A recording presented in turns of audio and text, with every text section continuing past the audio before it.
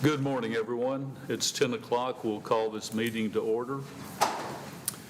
Agenda item 2, we have opening prayer by Pastor Jeff Shuckers of Cooke County Cowboy Church in Oak Ridge, and that will be followed by our pledges led by Commissioner Hollowell. If everyone would, please rise. Heavenly Father, we're so blessed to be here today, be in an area where we serve you, serve God, serve our community. Father, I pray that every day we look back on our actions, we look back on all the things we do and say in our life. We see a day a reflection of you and who you want us to be. Pray that every day we try to take a step forward, to be the men and women that you want us to be, to make a difference in our community, to make a difference in our families. Father, I just pray that we follow your wisdom, your guidance, and your word, the incredible example that you gave us through your Son, Jesus Christ. Amen. Amen. I pledge allegiance to the flag of the United States of America and to the republic for which it stands, one nation, under God, indivisible, with liberty and justice for all. I honor the Texas flag. I pledge allegiance to thee, Texas, one state, under God, one and indivisible. Thank you, Pastor. Have a good day.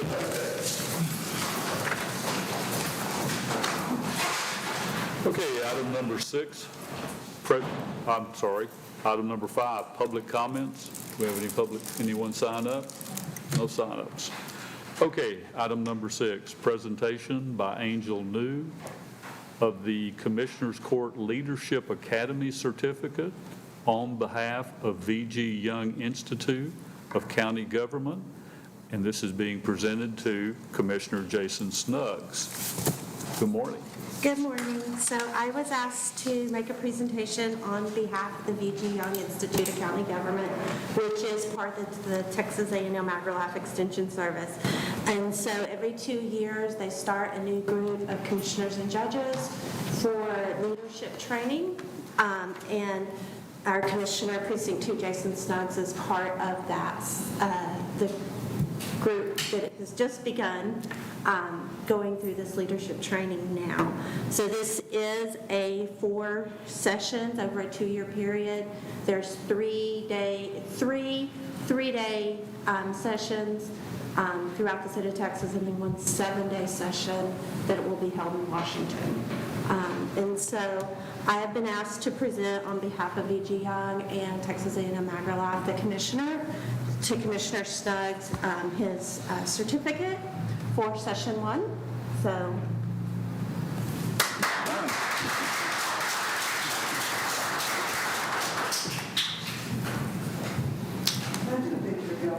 Sure.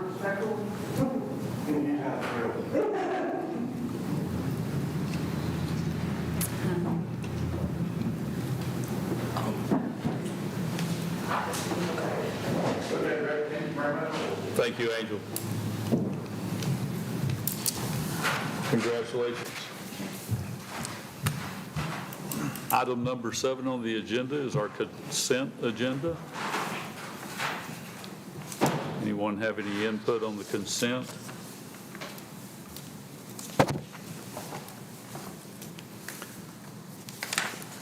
Make a motion to approve the consent agenda. Have a motion to approve the consent agenda. Second. Have a second by Commissioner Snuggs. All in favor, please signify by saying aye. Aye. Opposed? The ayes have it, 5-0. Item 8, deliberate and consider possible approval of Treasurer's report for the month of April. Make a motion we approve the treasurer's report. I have a motion to approve by Commissioner Snuggs. Second. A second by Commissioner Hollowell. Any further discussion? All in favor, please signify by saying aye. Aye. Opposed? Ayes have it. Deliberate and consider possible action on public health emergency declaration on COVID-19. Ray's out today. I think everyone knows we have rescinded the emergency declaration for Cooke County, as well as lifted all of the regulations concerning mask wearing and temperature taking. So we'll take no action on that. Item number 10, presentation of fiscal year 20 annual financial report by Patlow, Brown, and Hill. Morning. Good morning. How are you all this morning? Very well. Good. My name's Kent Willis. I'm the manager in the government audit department at Patillo, Brown and Hill. Based out of Waco, just down the road a little bit. Drove in this morning. I'm going to present the results of the 2020 audit this morning. So on your desk in front of you, you should have a couple of things, or three things. I'm going to focus on the one that's titled Annual Financial Report first, and then we'll look at the single audit report second. So if you want to have them in that order. I do want to start off by saying thanks to the Commissioners Court for selecting us as your outside auditor. We've got plenty of competition in Texas when it comes to other accounting firms, so we appreciate that you guys selected us, and we've really appreciated the relationship over the last few years. Hope that you guys have felt the same way about us. I also wanted to say thanks to Shelley and her crew. They really bear the brunt of the audit. All the annoying questions and requests go directly to her, and she has to deal with all that on top of her day-to-day job. And Shelley and her crew and everyone we dealt with at Cooke County was extremely forthcoming and transparent throughout this whole process. And that really makes me feel good as an auditor when people are forthcoming and open to discussion. So we really appreciate everybody's assistance throughout this whole process. So if you want to follow along, I'm going to start in the annual financial report. Just take a look at page 1. It's a good summary of how the audit went.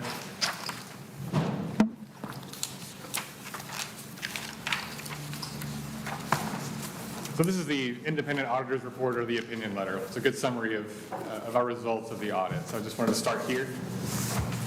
And my intention today is to stay brief. If you have a question or an area of interest you want to drill down into, please stop me. I'd be happy to answer. Otherwise, I'll keep it pretty brief. So as disclosed here in this letter, we've completed the audit for fiscal year ended September 30, 2020. Under the terms of an audit engagement, both sides make an agreement. The county agreed to accept responsibility for the financial statements that are in this document. And the reason I point that out is we do actually assist in drafting these financials for the county, which is very normal for local governments in Texas. But ultimately, the responsibility for the financial statements rests with the county. Now, our responsibility under the audit agreement was to perform an audit, of course, and then issue opinions on the financial statements.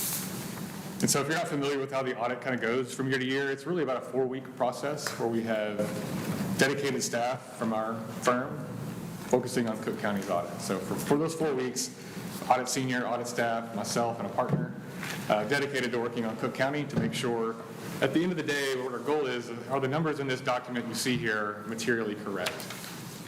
So really, any of the numbers you see in the balance sheets and the income statements, all the way down the row, all the way down the list, our goal is, are these materially correct? And so what does that mean to me as an auditor, materially correct?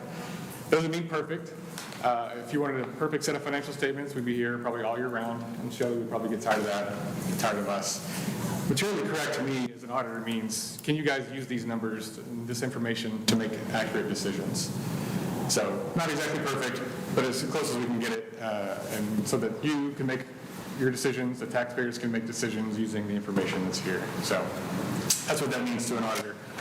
Now, you'll see at the the bottom of page 1, we were able to issue, at the conclusion of the audit, an unmodified opinion on the financial statements. That's a fancy term for a clean opinion, as you probably know. And it is the highest level of assurance we can provide on these type of financial statements. So quite literally as good as it gets when it comes to an audit of a local government. So congratulations on a clean opinion and on your financial statements being materially correct for FY20. I'm sure you expect to hear that, but it's probably nice to hear it from a third party. So clean opinion on the financial statements. Any questions on that before I turn my attention to single audit report? All right. So I'm going to turn my attention to this slightly thinner bound document here. And a good place to land is page 5.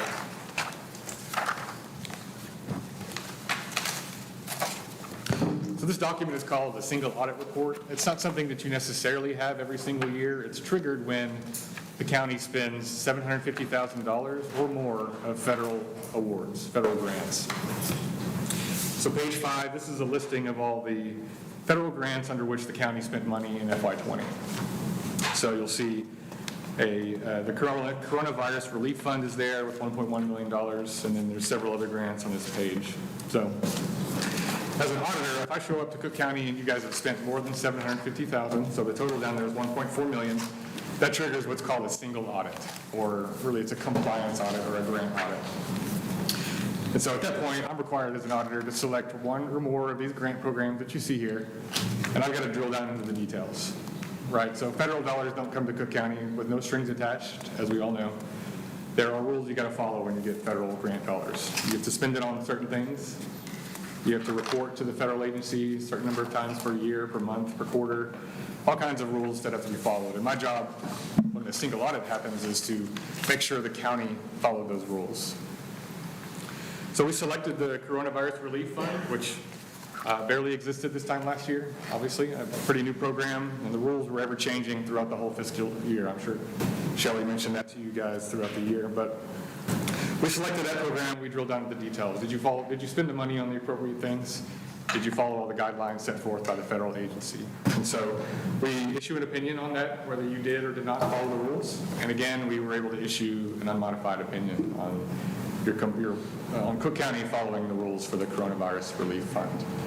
So clean opinion on that, as well as no findings to report for this grant either. So financial statement, clean opinion, that's as good as it gets. The single audit report, our letters here are as good as it gets as well. I mean, it's a pretty good year, pretty good audit for Cooke County. I'm really happy to be able to report that to you guys today.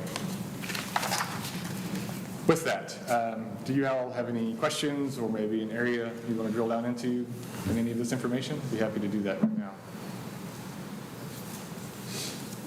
I don't think so. Sounds good. Well, thank you all so much for having me today. I appreciate being able to talk to you for a few minutes, and I'll let you get back to your meeting. So thank you. Thank you. Thank you.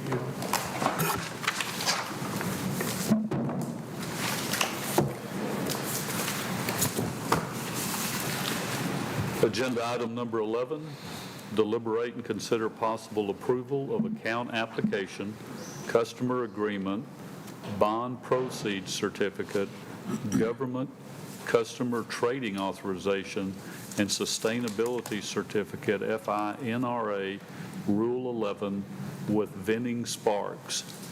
That's basically the CDs that we have invested, correct? And all the associated paperwork. Yes. Does anyone have any questions? Move to approve the account application, the customer agreement, bond proceeds certificate, the governmental customer trading authorization, and suitability certificate, FINRA Rule 11 with Vending Sparks, because we always get accused of not properly naming everything when we make a motion. I'll second that. Okay, we have a motion by Commissioner Clement and a second by Commissioner Arndt to approve, deliberate and consider possible approval of account application, customer agreement, bond proceeds certificate, government customer trading authorization, and suitability certificate, FINRA Rule 11 with Vending Sparks. Can you repeat that one more time? Yes, sir, I can. Deliberate. Make a motion. Any further discussion? I make- Is everyone clear? Okay. All in favor, please signify by saying aye. Aye. Opposed? The ayes have it, 5-0. Item number 12, it is 10:13. We'll open up the public hearing. Request by Ronald and Kathy Jessen for special exception on minimum setback at lot width of 12.8 acres out of a 45-acre tract on Elm Grove Road in Precinct 2. Do we have anyone here to speak to that? I'm Ron Besson. Hey, how are you? Fine, you, sir. Good. So, what are you doing?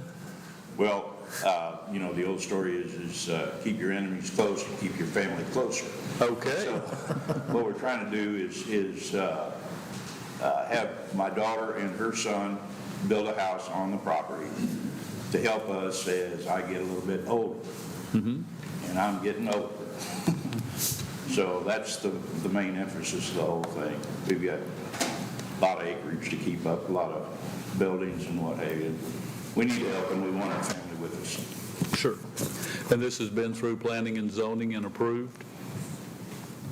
And the basic gist of this is you're going to have a narrower entrance to this 12.8 acres than is normal? Yeah, we've got a 150-foot frontage on Elm Grove Road. Commissioner, you have anything? Kathy, what the variance is on the lot width or the entrance width? The whole, Okay, what I thought. Yeah, no, it's been through P and Z, and I don't have a problem with it, especially since it's family land. Just hard to read these numbers on this. Yeah. Zoom in on. Anyone else have any questions? Anyone else need to speak to this issue? All right. It is 10:16. We'll close public hearing. Item 14, deliberate and consider possible approval of request by Ronald and Kathy Jessen for special exception on minimum setback and lot width on 12.8 acres out of 45-acre tract on Elm Grove Road in Precinct 2. Move to approve. I have a motion to approve item 14 by Commissioner Snuggs, a second by Commissioner Hollowell. Any further discussion? All in favor, please signify by saying aye. Aye. Opposed? Ayes have it. Thank you, Ronald. Kathy, have a good day. Okay, it is still 10:16. We'll open public hearing, request by Nortex Properties, LLC, for replat of lots 1R, 2R, and 3R of Canyon Estates in Precinct 1.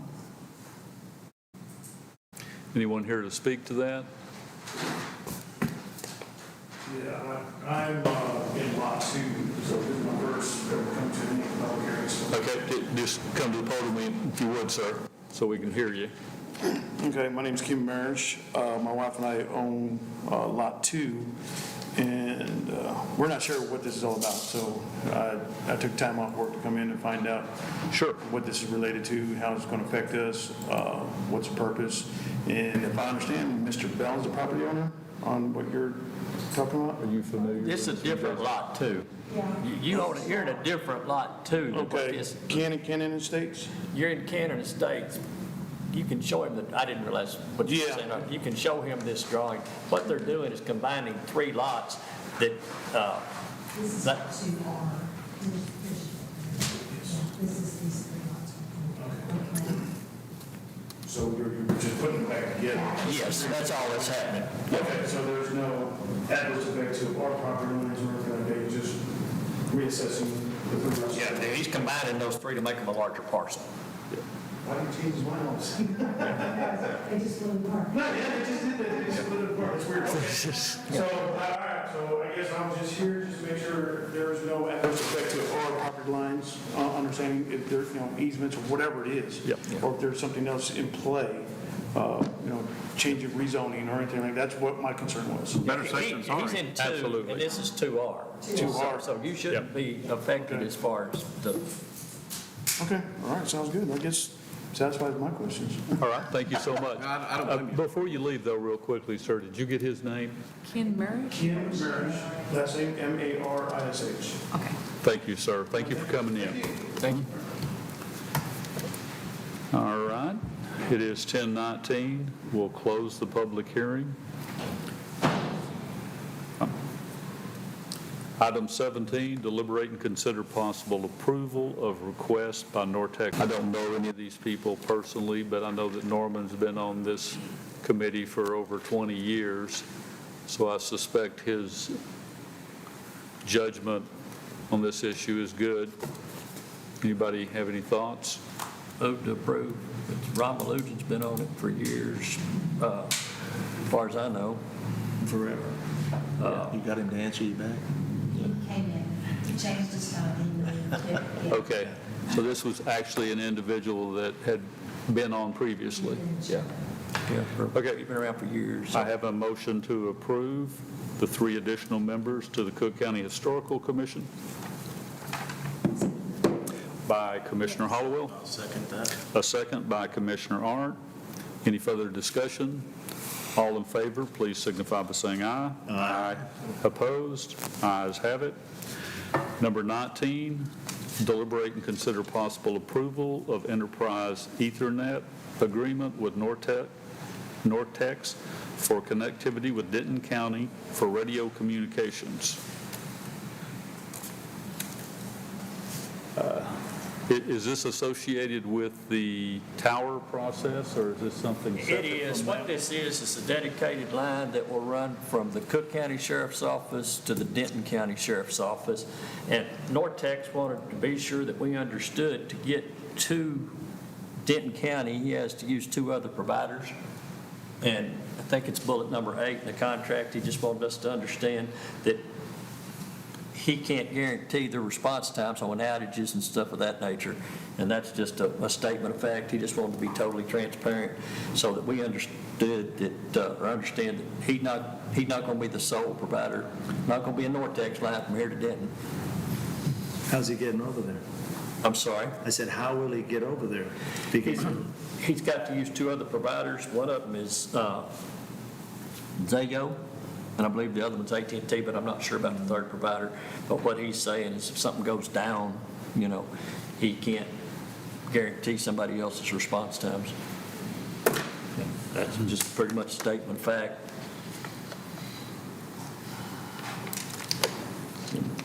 be $1,300 a month? What'd you say? I said it's $1,300 a month. $1,300 a month, yes, sir. Ooh. That's a big phone bill. I thought it's kind of high too, but you can remember back when we paid $500 or $600 a month for each for 2 T1 lines from here to the sheriff's office. When you dedicate them, they get costly. Why do we need the dedicated line to Denton County? That will tie us into the court, Denton County. The core is the call processor, and what it does is network all of our towers, and that's what enhances your wide area network. Okay. I remember them talking about that during the preliminary radio stuff. Do we have this budgeted originally in the plan? No, this is not part So of. this was something that's extraordinary. Yeah. But when's this going to start? It'll start, we think, with the towers, September, October, when we bring the system up. So it'll be, They need about 90 days, they're saying, Leon, to ensure, make all the connections and stuff of that nature. the price is good for 5 years. Okay. Right? Right. Yes. Yeah.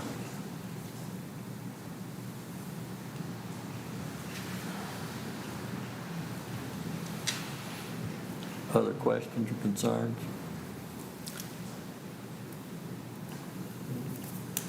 Think we need it? I guess we got the money. Move to approve. Have a motion to approve item number 19 for the Ethernet agreement with Nortex from Commissioner Hollowell. Second. Have a second from Commissioner Snuggs. Any further discussion? All those in favor, please signify by saying aye. Aye. Opposed? Ayes have it, 5-0.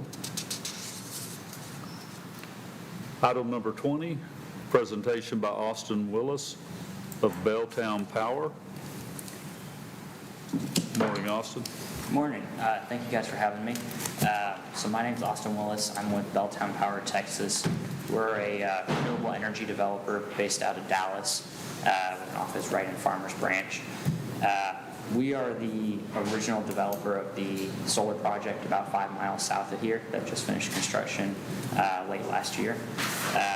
What we're asking, and what I'm here to talk to you today, is we have another project we're working on in Cooke County. This project is actually an energy storage project, so it's smaller in terms of footprint compared to a solar project, and it's a different use case. This is more for grid stability, kind of slingshotted by the events in February with the winter storm. There's been a lot of interest in having, increased infrastructure to help the grid.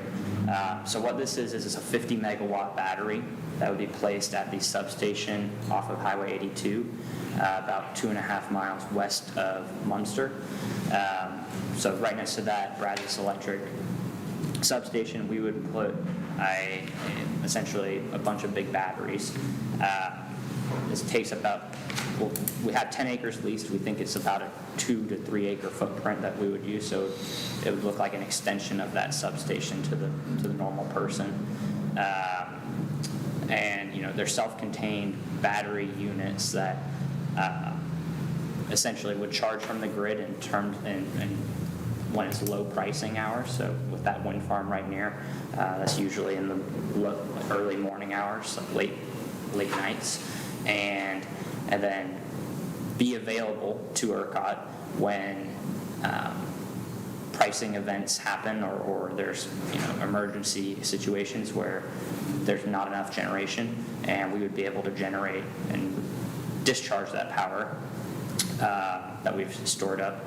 So 50 megawatts, for example, is enough to power about 10,000 homes. So it's a significant size, and it can provide a lot of good for the grid for a while.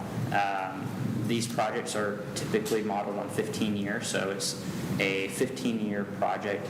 That said, we have a 30-year lease with the landowner. We anticipate that there'd be a desire from the financing parties to have an operating project for 15 years, and then whatever the best battery technology is 15 years from now, swapping it out and having a second project, for example. So I'm here to ask you guys to just discuss the project, and if you have any questions, I'd be happy to answer.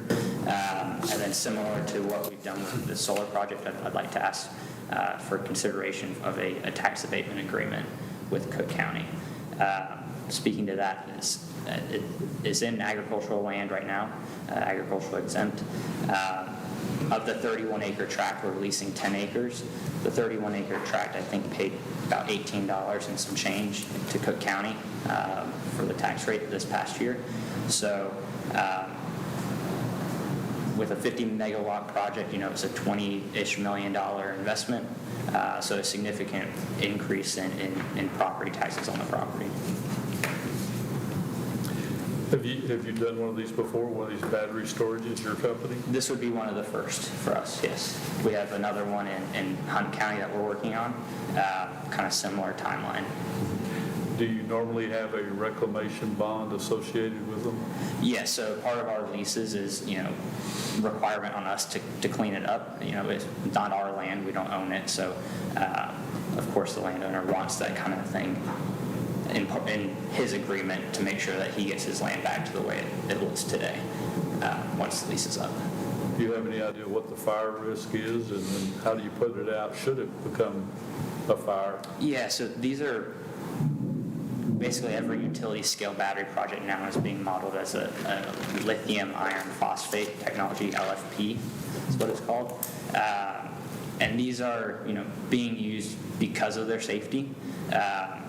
For example, if it's punctured, they can't even catch fire. They're very, very safe in that regard. What it means is the chemistry of the battery. So there's no cobalt used like you would see in like a lithium ion in your cell phone, for example. That battery uses cobalt, which is hazardous. With lithium iron phosphate, is not hazardous. So there's no environmental risk. It doesn't suffer from thermal run, which is something that lithium ion, like in your cell phone can, with cobalt. What it means is the thermal run is kind of like a cycle that, if it heats up and it catches fire, then that makes essentially the chemical reaction gets worse as it heats up, and makes a bigger fire. That's something that LFP technology can't suffer from. It's not in the chemistry. But they could start on fire. I think it's very, very, very, very difficult to catch them on fire.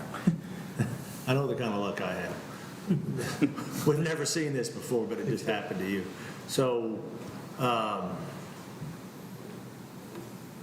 since that would be there, and I know the safety, you're talking about the safety, but let's say something, God forbid, did go wrong, is there going to be training for like the fire department to know how to handle a situation like that, or? We have not discussed that, but I mean, I think that's something that we could discuss, yeah. Oh, yeah.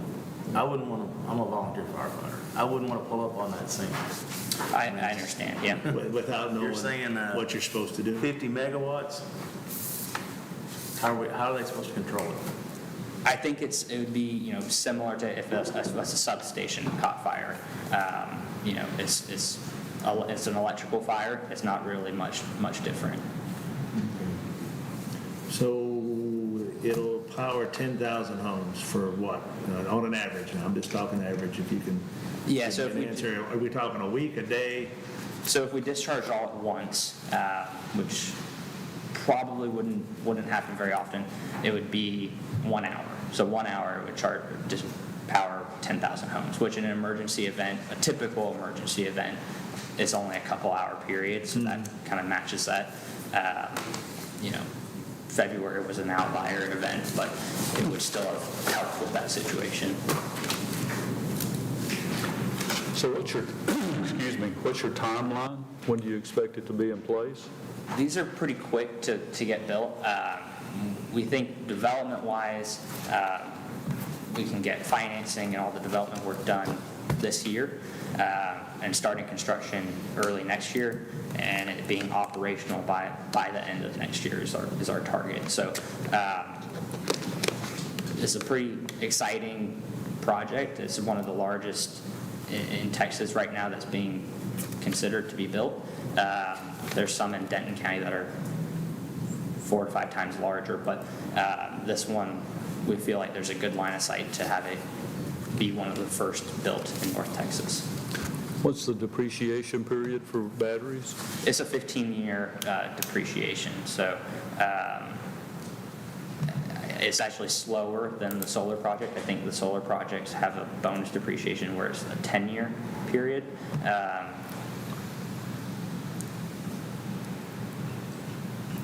So it'll only be discharged when something would go wrong with the grid, or?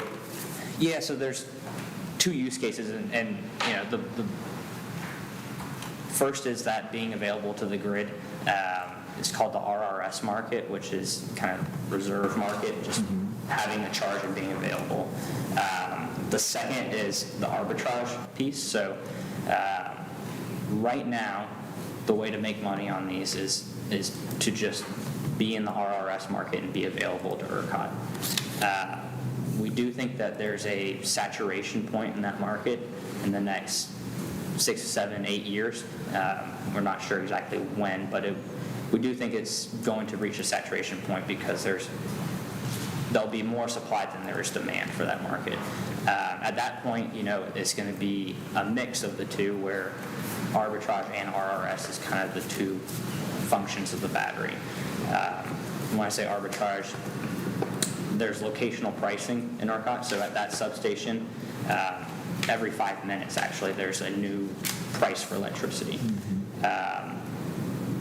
With a wind farm there, typically at night, they're bidding in 0 or negative if they're generating, just because there's not too much demand for that energy, and they're supplying.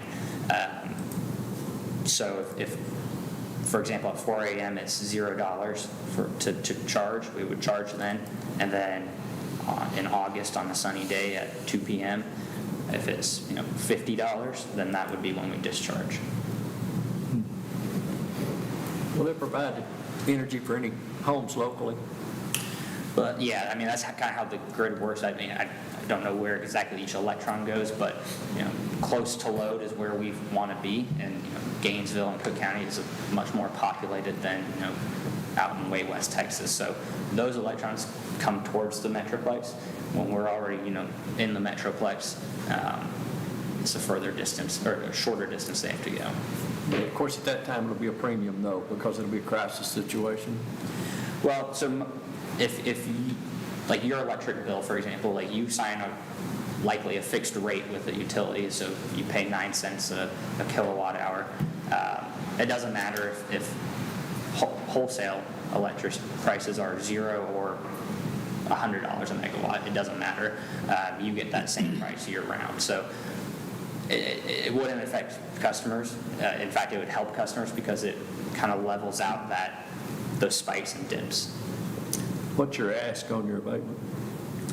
Well, what we've done with the solar farm was 50% for 10 years, I believe, and I think, out of simplicity of just replicating that with the agreement we have, and we'd be okay with that.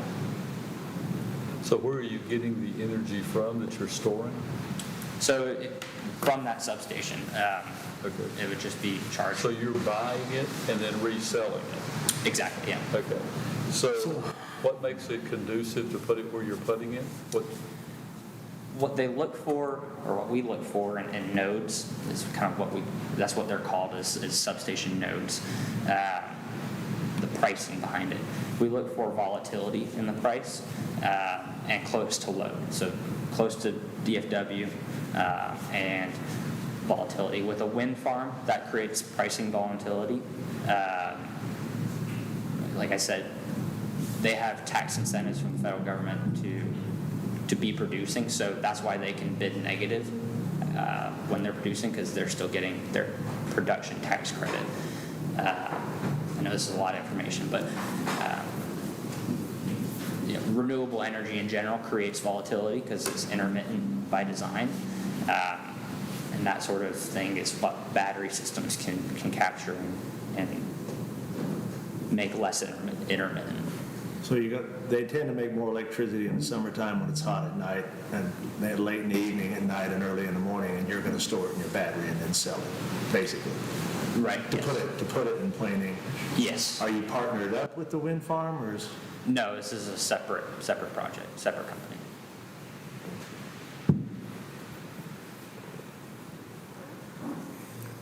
So if we decided to do something less than 50% abatement, is it still a profitable project for you, or does that kill it?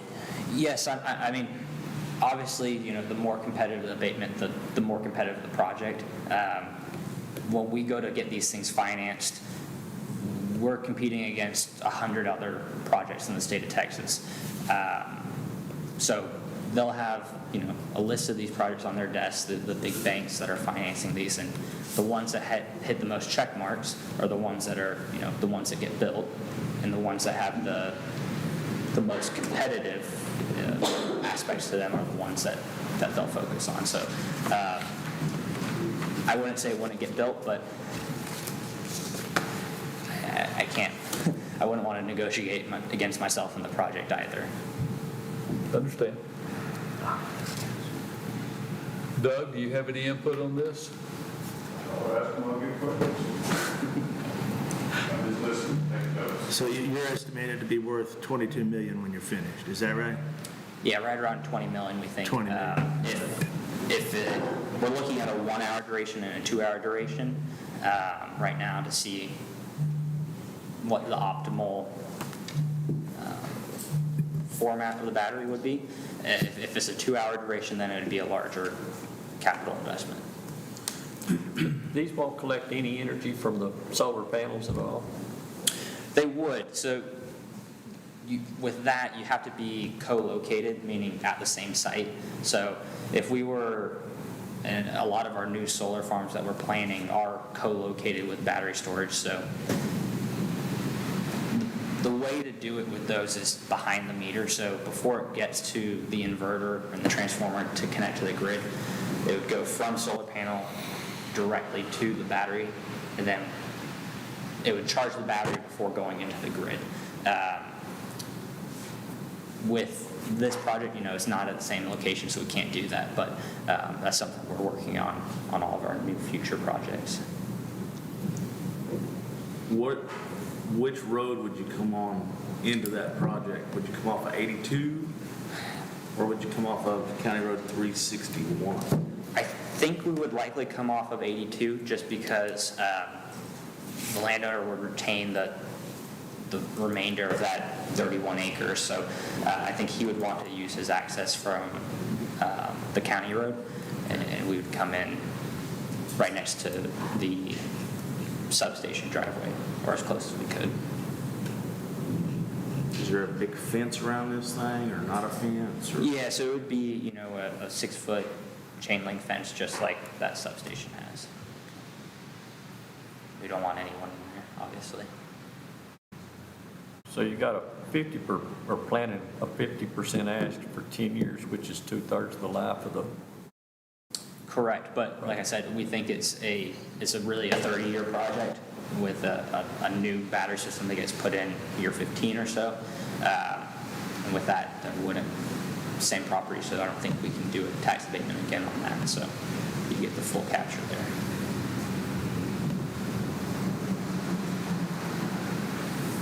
What happens to the old batteries? So obviously there's big recycling in batteries. People will take your cell phones and computers and recycle them just for the battery technology. There's exactly this with large scale batteries as well. The way LFP technology works is there's ways to recycle the cathode that you don't see in cobalt batteries. And with cobalt, you'd have to get what you can out of there and build a new battery. There's research now on this LFP technology where you can actually regenerate the lithium iron phosphate cathode so it can be reused again without having to take apart the battery. So those batteries hypothetically could show up at my house and be used? Potentially, yeah.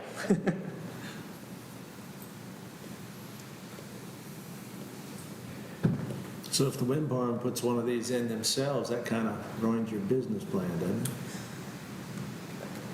Not necessarily. Like I said, the one in Denton County, I think so we had a solar project we developed there and it's starting construction. The new owner wants to put a battery as well with that solar project. And then there's also, at the same location, another company that's putting another battery there. So I don't think that, two batteries in the same location would ruin things. But knowing there's a project there, ours, it'd be very strange if another developer wanted to come put one right there.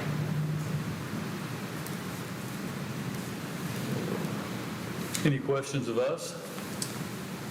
I don't think so, but it's all good questions. I appreciate it. It grilled me and made me wake up this Monday morning. Anyone else have anything for all? When would y'all come for a formal ask? I think over the next few months, being able to work with you guys in the background and then get the documents prepared for a reinvestment zone and an abatement vote would be the ask. Is communication over the next couple of months. Have you discussed it with any of the other entities at all? I have not. No. I'm assuming we're the only one you could get an abatement from. You wouldn't be able to from the school district, and you're not in the city. From the school district, correct. No, it's not technically a renewable project, so we don't fall under that statute. And then we're not inside city limits, so we can't do that either. We could go to the hospital district and the college if we needed to, like we did with the solar project, but would like to be able to do it without first.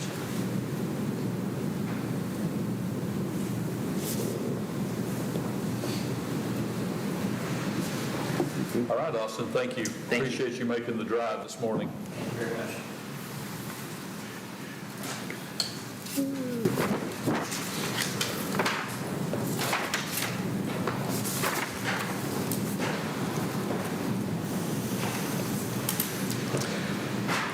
number 21, discuss and possible deliberation and consider action on mud in Precinct 2 Municipal Utility District.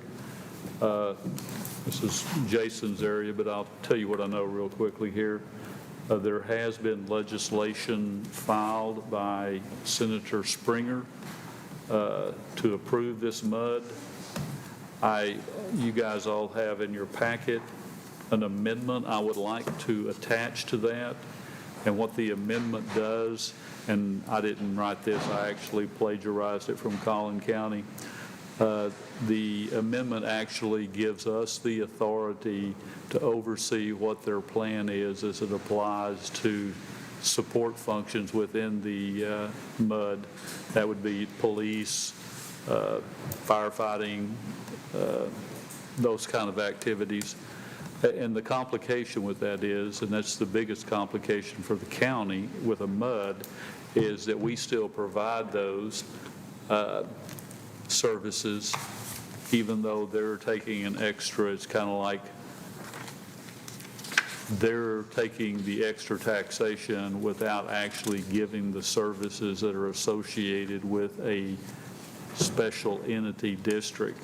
So this has been pretty common now for Collin. Grayson County also adopted this with their new MUDs. Ultimately, they will get approval even if they go through the TCEQ. I also put in the packet there the differences between going through the legislature or going through the TCEQ directly. We have a lot more authority while it's going through the legislation to make changes, amend it. Now, of course, this is the last week of the session. Representative Spiller is holding the bill, waiting for our input. So that's basically what I know at this point. Jason, any thoughts? No, it's been a mess. If he sets on the bill, does that postpone it at all? As far as the actual creation, do you know, Judge? Yeah, well, it actually has to have someone sponsor it in the House. So could Senator Springer get someone else to sponsor it? He could. I don't think Surely that's. you wouldn't. I don't think that's very likely. So yes. So if he sets on it, it delays it. So that pushes him off of legislative support, and then you have to go to TCEQ and Yeah. route it that way. And the deal going through TCEQ, we would have no input at all as to what their latitudes and restrictions would be. Basically, the thought is you're going to get it anyway. Yeah. I don't know how we've managed over the years to avoid them. I don't either, Lucky. Maybe that type of growth hasn't had to hit here yet. Oh, no, we've been approached, what, Leon, two or three times? it has. 2 or 3 different MUDs over the years? No, I don't ever remember anybody really pushing the mud that much. I know it was talked about a little bit, but hell, Gary, the world has changed. This is true. I think we're the last open, how was it said to me? You're the last open spot of ground between the Metroplex and Oklahoma. And how many parcels are trading every year, Doug? Mr. Smithson? Come on up here, please. We're discussing about what's brought this on all of a sudden. I said we're the last open spot of ground between Dallas, Fort Worth, Denton, and Oklahoma. And I said, how many parcels? The demand is the demand for land and the trading of land is going on astronomically, is it not? You also, you've seen more subdivisions come into Cooke County last year than we've had in years. I mean, they're breaking up the tracks, buying them, and splitting them. And I don't see this slowing down in the next several years. Something else changes. From what I've been told is the Collin counties, the Denton counties have started to try to push back against them harder, or regulate them more with this sort of thing. And we're kind of easy pickings. We're up here. We don't have a lot of regulations or any regulations regarding MUDs. I don't know if our subdivisions even address them, does it? Our subdivision regulation? That we They don't. need to. And as I understand it, and Ed may be able to clarify this, is that our subdivision regulations will not even be applicable once they create that district. That was my fear, is that they'll come in and build tiny, even smaller lots to maximize on it. Yeah. Does even if we put something in subdivision regulations, does it even matter if the state's overruling us on it? I don't know. Well, this will be local legislation, so whatever we can get in the bill and get it approved, and that would be the rules of engagement. What did Grayson County have to say about their recent modes? They're doing the same thing. They're putting qualifying statements in their legislative agreements that give them some authority to oversee what's being done and trying to augment the tax dollars, having them put together security, police, fire departments, and be responsible for them. That way, at least to a degree, we don't have to provide all of those services. Everyone's looking at it from that particular slant, is to at least try to get additional services that would augment what the county's paying to service the district. Because a lot of these MUDs would be putting in their own water system, kind of like Southridge or something. Yep. That's why I don't even understand how this one even qualifies, because they're going to have a company provide them water. They're not even putting in their own water, It's not even a utilities district. They're just getting paid back for the roads. That's the way I understand it. That, and he said they sell the lots cheaper so you can finance the home easier. Yeah. That's how they get their money back. He was talking $30,000 up front lot savings, but then it's $70,000 on the mud tax on the cheapest house in the lot. So it cost you $40,000 more in the long run. But, if people are willing to move into the mud and pay the extra taxes, that's, their problem. I just want to try to protect us against half-acre lots or quarter-acre lots or some of the things that could come through if they can sidestep our subdivision regulations. Well, not only that, we're going to have to provide fire and police and ambulance service. That's all a cost that no one ever thinks of. Ed, you read this thing? So I'm curious, and I'm sure there's an easy answer. They're talking about a new district created by the division of the district. Splitting, what you're saying is he can compare a unique area that's under this mud. I can barely hear you over there. I'm sorry. That's all right. Well, I got all the road noise coming out of the window.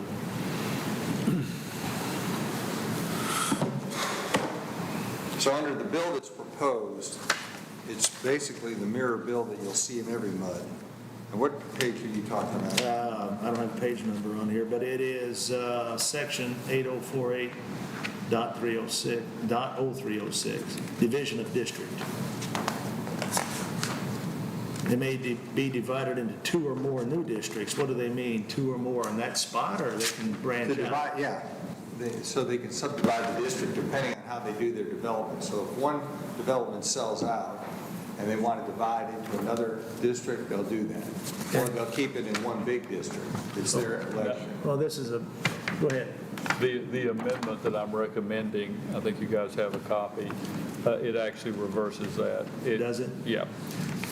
Enacting the chapter unless Cooke County by ordinance or resolution has consented to the annexation. Right. So that keeps them from doing that. That was one of the things that Collin County also did. I read through this, but I didn't catch that one. The print's kind of small. I read through this. It is very small. I'm trying to figure out. So, And the change that I'm asking for, and coming from Collin County, also limits their ability to do any kind of eminent domain without our approval. okay. So I caught that part. So they have to come back to the Commissioners Court before action is taken. So if we don't do this, getting back to the division of the district, that means they could go on the other side of the county, divide the district and go on the other side of the county and put in another. They will try to meet the demand they see for the marketplace by putting these muds wherever they can put them. But they only have to get it approved one time. Right. That's the deal. The change we're making, they'd have to get approval every Right, time. they would have to come to the court, and then we'd have an opportunity to look at how this falls in against All right. our subdivision regulations. Because like, Commissioner Snuggs is pointing out, this is an end around subdivision regulations. Yeah. Yes, sir. Yes, sir.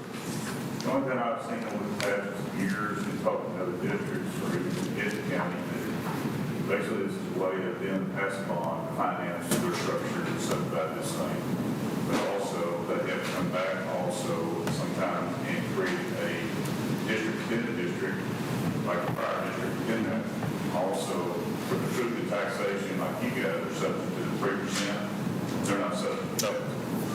Yeah, that's what Steve and I was talking to one of the county judges and to one of the city and said, yeah, where the legislation may be missing is on the increase in taxes, primarily these mud districts or special utility districts, because they can set their tax rate $1, and then basically, even though the values go up, it doesn't necessarily mean that they have to go down necessarily as much, as long as they're making those payments or creating another district within the district. They're capped at $1 though. No. Max, they can go to start with. Okay. If they go down, chances are they don't go much down. But how much can they All go? that goes up, you have to put off values. So how much can they go up? The sky's the limit. I couldn't say that for sure. Yeah, I can tell it doesn't follow the guidelines of Senate Bill 5, capping it at 3.5. Yeah. We do know that. Now, one of the things I'm also recommending that's also in your packet is a Commissioner Court's order to the legislature letting them know that we oppose all MUDs. And what that does is it forces anybody running legislation through to get a MUD to have to come through our court to get it. Currently, we just actually caught this one with a little bit of luck and the help of Spiller. This thing could have went through and a MUD created without us ever knowing it. Now, if we send a court order to the Texas legislature, as I understand it, they then cannot approve one without it coming to us. Now, they can still go around us and approve it, but we have to be notified and given 30 days by official court order. This is the way Collin County did it as well, saying that we oppose all MUDs.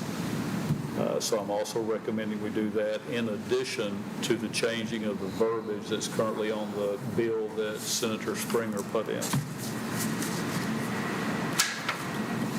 So if Spiller wouldn't have said something, this would have just slipped right through. Yeah, I think it would have. Yeah. That's a lot of fun. So that's what I know about this. I do know that we have 5 days before the session ends. So Didn't anybody talk to Drew? You said you had talked to him at one point. Well, I had talked to him prior to him filing the bill, and he told me that he was against them being able to go around the county, and then in fact told me that he wanted to propose legislation where they can't go around the county, and then 8 days later, he's filing the bill to go around the county. He called me and said the people that were here said I was the most vocal against it, and he said, "What's your problem?" And I said, "I don't want the damn thing." And he said, the TCEQ will give it to them if we don't do something. And he said, at that time, I believe I told you, you and I visited about it too, about the gentleman from Collin County. And he said that's the only chance of any real regulations you have on them is if you do this. Or he said they'll go to the TCEQ and they'll get it anyway. Can our legislators not reach out to TECQ and keep that from happening? Gary, I don't know if they can do everything. I don't think they get to tell everybody what to do. I don't know. Well, and I thought that TECQ was a subset of state government. Might be, but they're kind of an independent arm of the state government too. now, how much influence it'll have, I don't know, but the person I was dealing with in Collin County was a commissioner, and they just did this themselves. In fact, they got their court order in last month in April sometime. But they plan to, and I hope that we plan to too, is in the next legislative session to get this thing redone so counties and cities will have more input as to what may or may not be done on special districts. I mean, if they're gonna come, you still need to have some control We do. over it. That's why I see it. I mean, if it's better for us to let it go through the Senate, I mean, I'm fine with that with some control, but I hate for it to go to TECQ, and then we just have to let them build a subdivision, we don't get to say anything or inspect anything. Sounds to me like what they're doing is they're going to write some legislation to control some of what TECQ does. Yeah. That's what the role is with TECQ. Yeah. Me They're going to personally, write the legislation saying, hey, there's certain limitations. And then I don't think TECQ could work outside those guidelines. No, you've got two choices. You either let you either work with the legislature to get it done, and the guy said it here that day, we don't need you. He doesn't need us. They like to come to the county and get us to approve it. And he stood right there and said, we don't need you. We don't need the legislature. We can go to the TCEQ and get it. you know, And this thing happened so fast, it literally just scares me, because he sat in here one day and said that, and then, he called me the next day and says, we'd like to go through you, and I'd like to help you pave a road and possibly make a donation to the sheriff's office or the EMS or whatever. Well, then, before we even have a chance to bounce it through court and discuss it, it's already being filed with Drew's office. So it's just an intimidating thing when it all starts closing down on you, how to figure out what the best decision is and how to handle it the best way. You don't think they did it on purpose? It wasn't a planned deal? It's the end of the session? Oh, yeah, absolutely. I like to see the good in everything. But Yeah. it's hard sometimes. They waited until they put you between a rock and a hard place. Yeah. And, yeah. Exactly. Had this occurred you're absolutely right, Commissioner. Had this occurred earlier in the session, we would have all tried to have been lobbying for some kind of change in the legislation in order to make sure that local government had a say-so. It's really disappointing that the state seems to be more and more moving toward pulling all of the authority to the state level. And we need to oppose that in the next session and get some of this authority brought back into the county and city level. I agree with that. This is a very good example of taking away our power. It's like That's what it is. They've been fighting MUDs. Denton County's been fighting MUDs. They've all been fighting MUDs since Houston invented them. Harris County invented MUDs, and they've been fighting them ever since. And everybody I've argued with about it has told me that you'd be better off trying to get some control of what's coming, or they're just going to do it anyway and run all over you. So I don't know. It's not a good situation. So this is at least an attempt at having some control. This gives us some control, and then the court order will let the legislature know that if one comes without us knowing about it, that they have to contact us and give us 30 days notice. Spiller has agreed in the next session, if he's still in office, that he will help to get with us to create a bill to put this back into the county's responsibility, not the state's. And we'll just have to work it from that avenue. But I make the motion that we go ahead and we change this bill that's currently submitted and change the verbiage to what Collin County has provided us, as well as present the legislature with the court order saying we oppose all MUDs.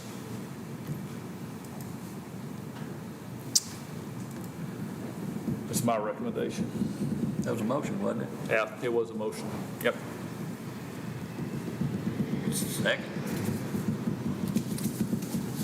I second it. I have a second from Commissioner Hollowell. Any further discussion? Question. Sure. Do our subdivision regulations never have any input into this?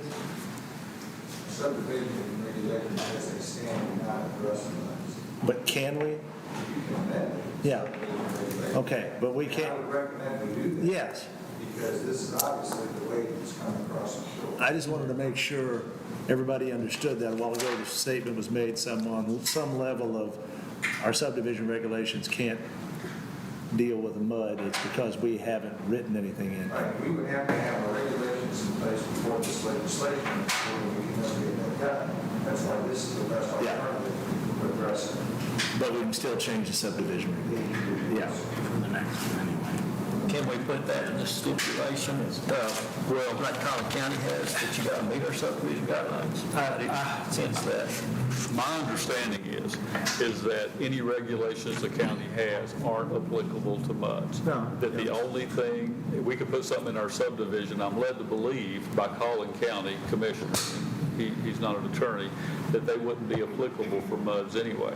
The only thing that is applicable for MUDs would be legislation, because it's a local legislation, or the direct guidelines of the TCEQ, which already are, I put those in your packet too, that said how they handle it. Wasn't there verbiage in here, though, about building roads to state, city, or county specs? Maybe I read that in the middle of this. Do I?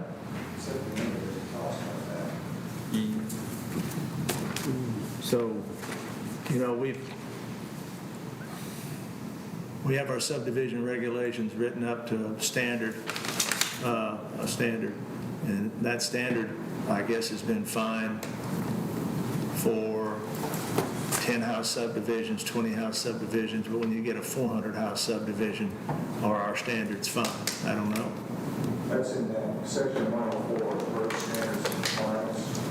You know, applicable compliance regulations, the municipality, who's appropriately interested in for the compliance. Yeah.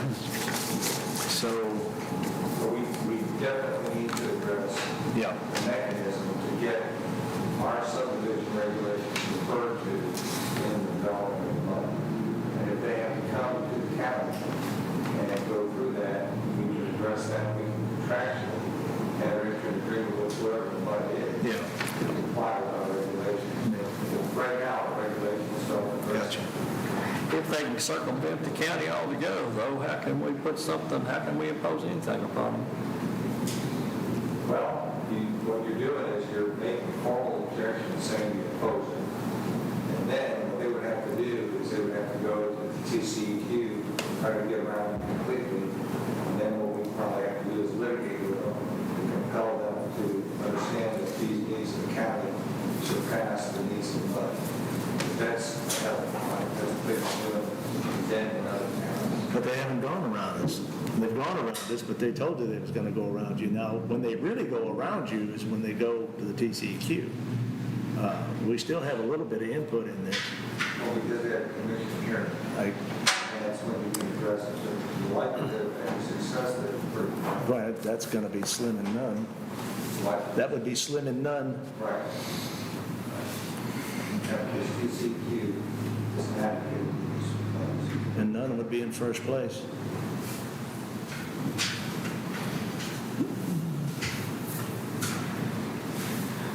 Got a motion and a second. Any further discussion? Okay, all in favor of amending the bill that Springer has entered with the information from Collin County that I hold here in my hand and is on the agenda, as well as a court order to oppose all MUDs. I have a motion and a second. Any further discussion? Yeah, another piece of discussion. Okay. Have you called Springer and asked him if he would change it to this?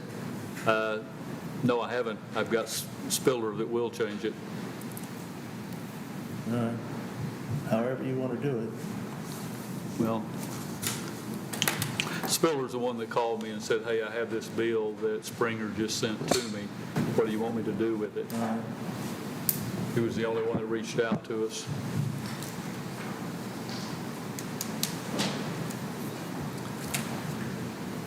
Any further discussion? All in favor, please signify by saying aye. Aye. Opposed? Ayes have it. 5-0. Okay. Deliberate and consider possible approval of repairs to Crest Building elevator and budget amendment for same. Those are on your attachment.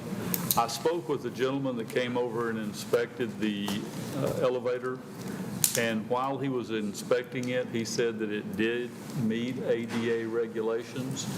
I asked Ricky to go back and ask them to put that in writing on their contract. He went back and talked to his supervision and came back and said, no, they would not do that. The reason they will not do that is because they are not authorized to approve it as being ADA or not. So they would want to put themselves in that position. However, are you still there, Ricky? Yes. Can you corroborate my statement that he did tell us when he was inspecting it that it would meet ADA regulations? So they will bring it up to all codes. So, Codes. If you put that in writing, that would be nice. yeah.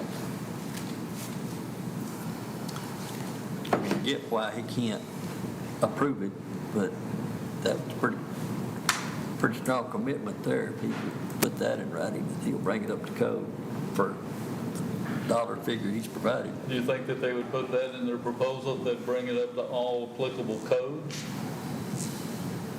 All I'm asking. We can certainly attempt that as well. Oh, I just a thought. I don't have a problem with that.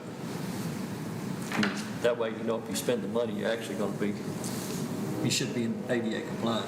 And if not, then you go back to them and say, hey, here's what it takes. Let them fix it. I think the only way you're going to get an actual official statement that it's ADA compliant is to call state ADA inspector. Well, would we be better off, Ricky, to call them in and inspect it before we do any work?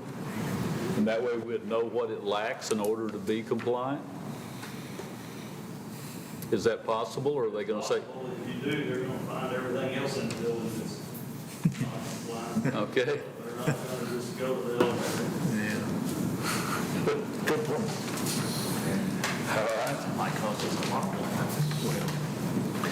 I guess eventually we're going to have to do that anyway, though. They've told us a bunch of stuff.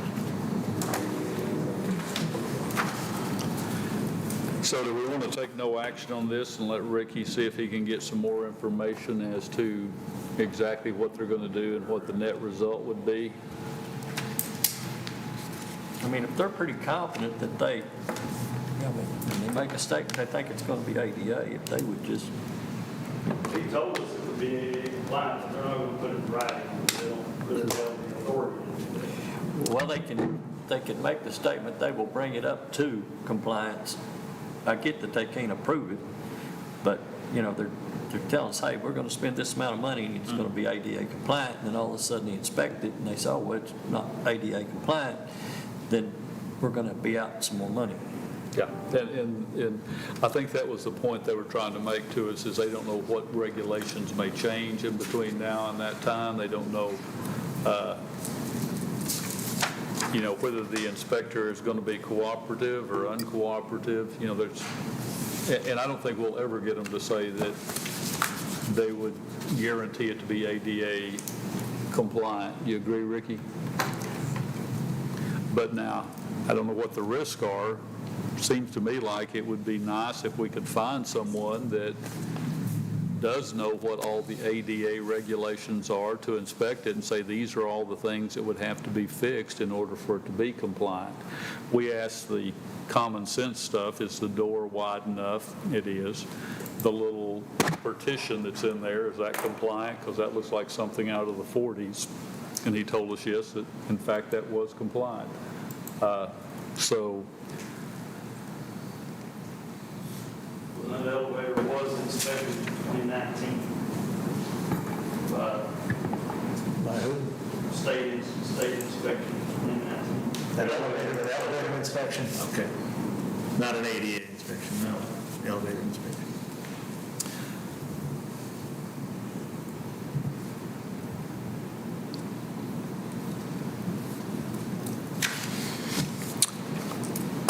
Basically, what we're doing, we're asking the elevator company to verify what an inspector will do, and they're not going to do that. So where are we? Is it just whether or not we spend the money? well, Is that it where we're is, at? yeah. Whether we spend the money, or whether we could hold this off, make it a budget item. We're not going to need to use that in any time soon, are we, Ricky? And the reason this keeps coming up is because right after we bought the building, we walked the building, and the two things that had to be fixed before it could be used in any capacity, or at least we thought that at the time, was the elevator and the sprinkler system. Now, once we get the sprinkler system fixed, and it's getting closer, the elevator really, we could occupy the bottom portion of that building without the elevator. You know, we did that engineering study, or that's what I call it. Did they address the elevator at all? They addressed a bunch of other things, from the sprinkler system to some of the restrooms didn't meet ADA compliance, and there was a whole laundry list of things they had, ticky-tacky little things. But Yeah, the engineers that looked at it before we closed on it. yeah, when we had hired that group to look at that, did they look at that elevator? I don't remember it was mentioned in that report or not. Nobody knows. Like I said, we could push it off to the new budget. Yeah. I recommend we take no action on this, and Ricky and I will see what other information we can get.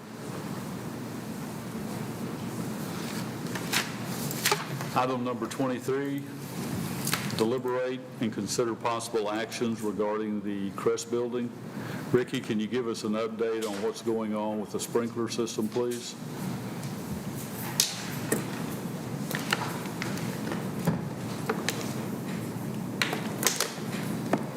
So we got the application in for the permit from TxDOT, and then they communicated to the contractor what they want from them. And so the contractor provided that with the signage, there are maps of where they're going to locate signage 10 days prior to, just saying that the road will be closed between this time and so forth. They got all that approved. Then TxDOT came back and said, well, we want the work to be done at night, and we want the valve that's in the highway to be moved out of the highway, outside of the highway jurisdiction. According to the city, to do that, they're going to have to turn off 25 valves in the downtown area to get the water off to that main line. And it's going to be very expensive and very time-consuming. So representatives from the city were going to contact TxDOT, and they were going to iron it out. I sent an email this morning. I hadn't heard anything about it in over a week, so I sent an email this morning and to TxDOT, and they sent me back an email saying that they would get with the city further and discuss the issue. So that's kind of where it's on high center, waiting on whether they're going to actually require the city to move that valve out from under the street. Okay, so if we get approval for leaving that valve, and that seems like the most practical thing to do we have a timeline from the contractor on how quickly he can? He said within a couple of days they would have signs up, and then they have to wait 10 days after that. Okay. So they're ready, the contractor's ready to go. Do they have a place to relocate it other than the sidewalk? No, it'll have to be will just be a tap onto the main line with no valve and a pipe over to the sidewalk, and then that's where the valve will be. There just won't be a valve under the street. The city's contention is there are many valves under the street all the way up and down the line, and they don't understand why they have to move that one. But of course, the thinking is while you're in there, the valve is a point of a leak, potential leak, why not move it? But the reason why not is you're going to have to turn 25 valves off in the downtown area to get the water off to that line. And how long would it be off when they turned it off? That'd be And there's a lot of people would not have water cut it off all the at that time. So that's where we are. That's the issue. TxDOT and the city are talking about it. So is the city actively engaged, or do we need to encourage someone from the city? It might not hurt to call him. He said the TxDOT rep, said that he was going to contact the city, is what he told me this morning. Okay, So, so who would be the appropriate person to contact? Ron Selman. He's the, All right, he's the city rep, and that's where we are on it. thank you, Ricky. Now, I will say this, I don't know if everybody knows this, the contractor did come and remove the old pipe under the building and put new pipe from the basement area there all the way to this south wall. So they've got all that in, and they're ready now to move outside under the sidewalk.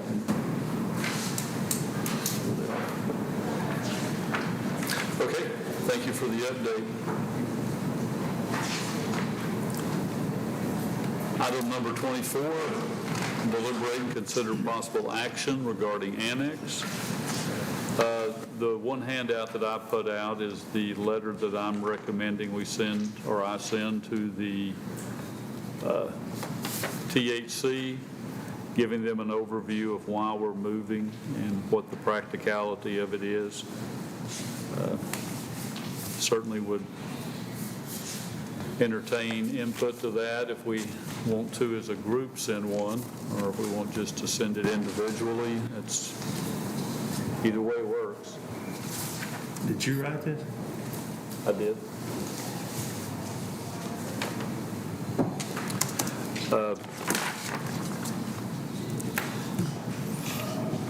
I disagree with you about the Veterans Affairs. They're in a very good place for them for access. It's harder to get down to the end of this hall than it is to get into that building over there. But Well, they have to go across the street to get there. The doors are not automatic, any of them. If we modified the area over here where our two handicap positions are and made those veteran handicap positions, they could get out. We have access to a ramp, and the doors are automatic here where they're not over there. do we have to add any more other handicap then? We could discuss doing that. I think there's currently 2 or 3. I know there's 2. There's 2. Isn't There's there 2? I think there's 2. Yeah. There's a third one on the south side. But One on the street there. Yeah, that's right. Yeah. Oh, yeah, that's right. That's right. And once again, we're not saying that we are doing that. I'm saying we're considering moving. And I think we've discussed that in our workshop several times, that would be a potential move for those guys, and then be able to make that building available for adult probation perhaps sometime in the future. I see we're still, you really don't believe Snuggs' office is an office? Well, It's an office with a bathroom, but yeah. if you're going to say it's a restroom, I find that amusing.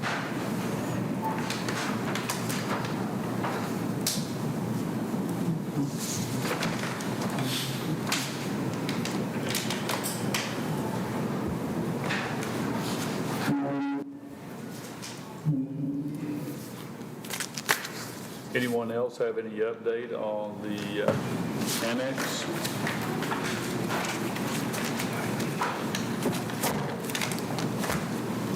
I make the motion we send the letter.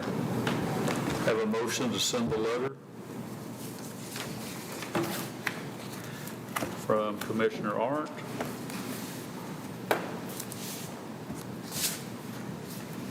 Second. Have a second from Commissioner Hollowell.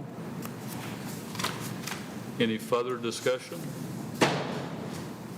This is a letter that would be sent to the Executive Director of the Texas Historical Commission, Director Wolf. And what the letter says is, our commissioners seldom use the office in the courthouse. They have offices in their precinct where the majority of their activity occurs. Thus, these offices could be more effectively utilized for other services for our community. Moreover, the current area is actually designated to accommodate 3 offices, not 4. due to restroom access.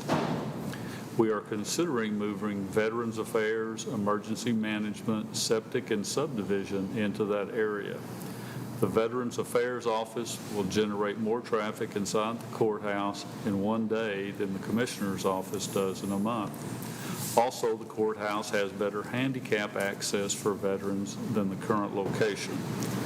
The Commissioners will be relocated to offices directly across the street to the courthouse. Thank you for your support. That's the body of the letter that would be sent. I have a motion to accept that letter from Commissioner Arndt, a second from Commissioner Hollowell. Any further discussion? All in favor? Oh, yes, sir. I don't give up that easy. Okay, yes, sir. So this is I guess this would be considered our meeting where the Commissioners Court decided what we were going to put into the, Oh, no, not at all. This is just a consideration that we have. In their letter, they ask what our plans were for that area. And this is just one consideration. We've talked about a number of other considerations up and including storing Pam's records there.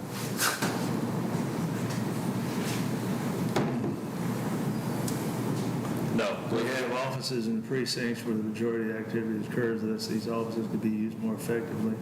So we're going to build new ones for us. Okay. If that's what you're going to do, you're going to do it, so it's fine. Any further discussion? All in favor, please signify by saying aye. Aye. Opposed? Aye. It carries 4-1 with Commissioner Clements opposing. The other action, I think we all agreed to that latest floor plan that Stacy, that gets sent to Stacy and he revising it.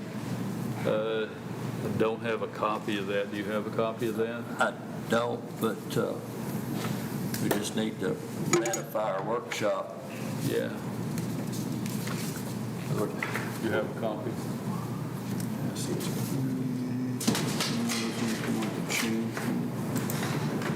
Hang on just a second. Well, yeah, this was the change one, and then Leon said that he'd like us to get rid of that. Make that an open area. We made all the, yeah. Yeah, we did accept the changes that we made at that meeting. Yeah, so we just need to ratify it. You're absolutely correct. Let me see if I can get a copy for the court to look at here. What it consisted of was Leon suggested on this floor and the double doors for the IT. Leon suggested that you increase the space from 900 feet to whatever it's going to end up being. Still remain in agreement. I'm going to print this out. Do you have any idea what this is? Well, Has everybody got a computer? You could email it to us. I sure could. That'll work. I'll leave that. That work. I don't know if it works for everybody, but it works for.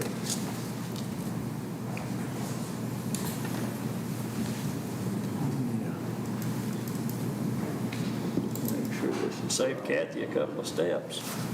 Yeah, that's it. Do you need the steps? Need the steps. Really? Let's try and look out for you, Kathy.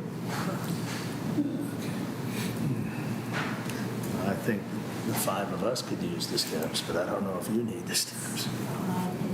I can only speak for myself. It'll probably take you longer to type them all in.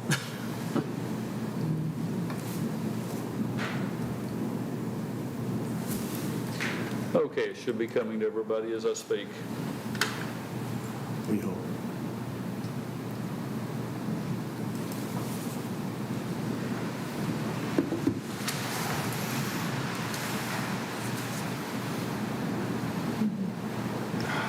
Check out our IT network.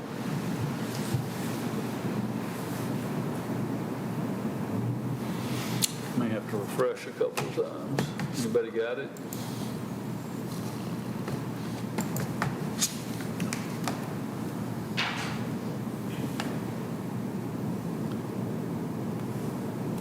I think I need to refresh mine. Come up with mine. Come up with yours. Modern technology, don't you love it? Like Kathy may get to go anyway.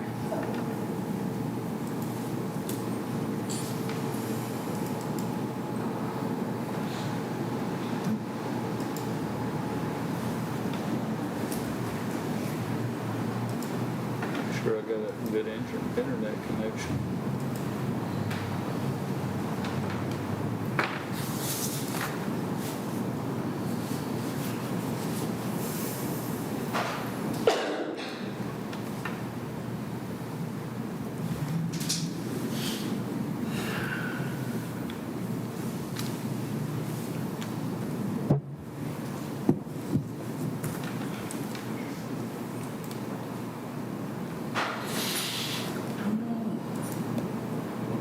Anybody know any good jokes?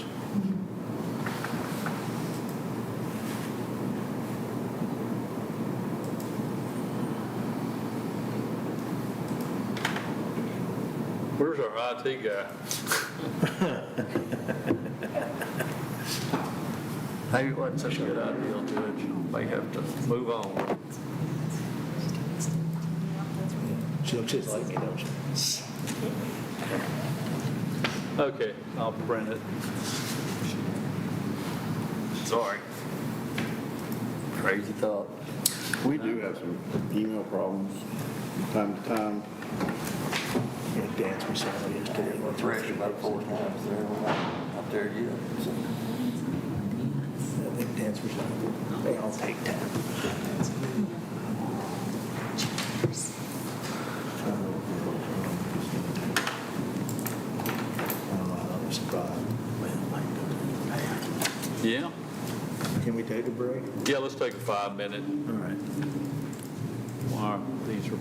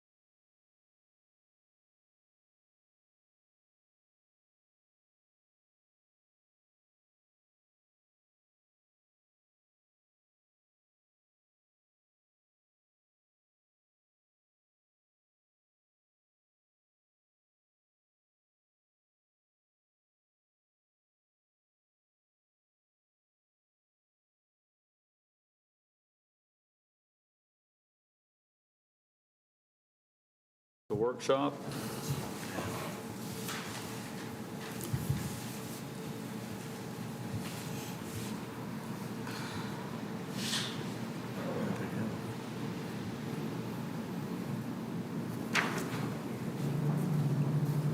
Increase that font size a little next time, Judge, Yep, I'll for the work on elderly. that. Yeah. Sorry about that.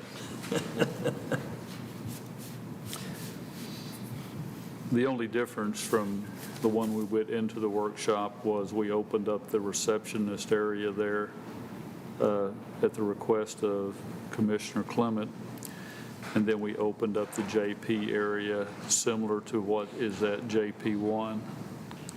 We moved a door for the JP offices in order to allow his staff better access to the courtroom. So those were the 3 changes as I remember them coming out of our workshop. You extended the storage on the south wall. That's right. A little bit. Sure did. Double doored the rooms into IT. Put that, Yep, you're right. I think that's it. I think that's what we agreed to. The double doors were requested by Darrell. He wanted to be able to get through a little easier. I don't think he would have been in a situation where he couldn't get through, but it's certainly better to err on the cautious.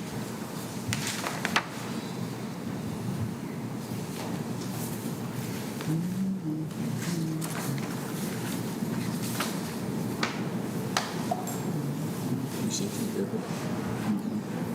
Make the motion to ratify our actions that took place during the workshop. I have a motion to ratify the drawing that we all have a hard copy of currently that was part of the workshop that we held previously, I believe on the 14th, from Commissioner Hollowell. Second.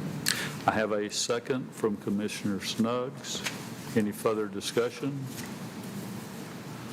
All in favor, please signify by saying aye. Aye. Opposed? Aye. Carries 4-1 with Commissioner Clement opposing. What's our next action there? Is Stacy going to, is he putting together a scope of work? He is. Yeah, he will.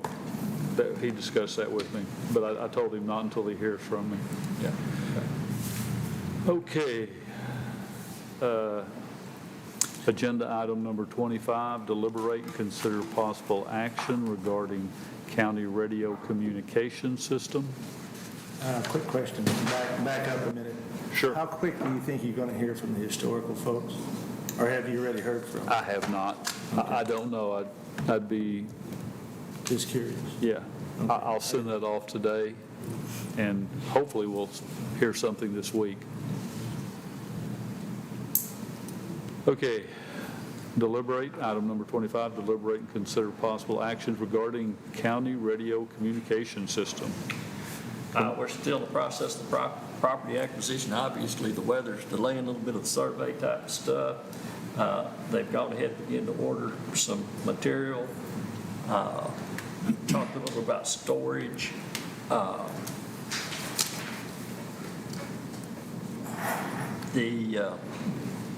Again, the sheriff has visited with the representative from Denton County. Now the Motorola technician in Denton County are working on an interlocal agreement to be considered by us. That's happening behind the scenes. Ricky just provided me, I guess it's a quote or a bid, or let's just say an estimate at this point. Yeah. For a 30-watt generator, $15,700 for, so we have a standalone generator for the radio system at Rice Avenue.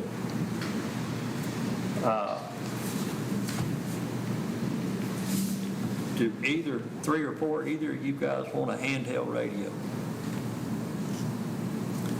Yes. Who that you, Leon? Yes. Are we gonna get one on our trucks? Do we have some of those? That's in the number. The only thing I don't have in the number is if you guys want a handheld alternative. It might be handy, just my opinion, to have it. I'd let you put one in the barn if you want. Yeah, that's what I'm saying. Yeah. So, but I just need to add that to the numbers. I have a handheld now that comes in handy. Yeah. I'm gonna take that to yes. I guess. So I'm gonna add two handhelds. 4 total. It comes in handy more than you think.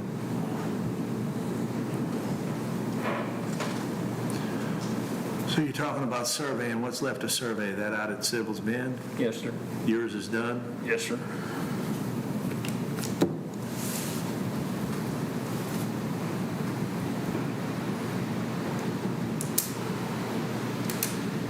And I'm gonna, like I said, it's just a matter of Delbert getting lined out to go out there.